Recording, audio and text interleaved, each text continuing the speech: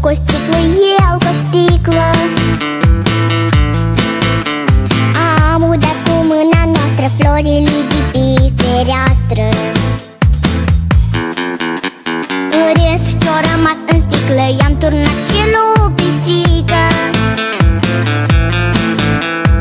Nu știu floarea ce-o se simte, dar pisica da cântă. Și noi cântăm cu dânsea, hopa, țânia, țânia, hopa. Toată lumea toată-i încântată de pisica talentată. Hopa, hai că-i bună, hopa, nu-i o glumă, toți îl cadă pe costică, să le mai aduc o sticlă.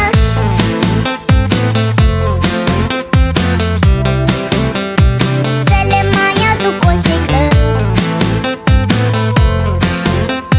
Toți îl cadă pe costică, să le mai aduc o sticlă. Peștișorii să nu tacă, le-am turnat și lor o leacă. Numai rațele din curte mute au fost și-au rămas mute.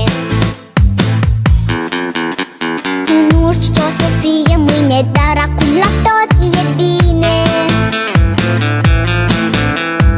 Cum să vede, măi, costică, sigur n-a fost apă în sticlă. Dar ce-o fi fost acolo, hopa, țânia, țânia, hopa.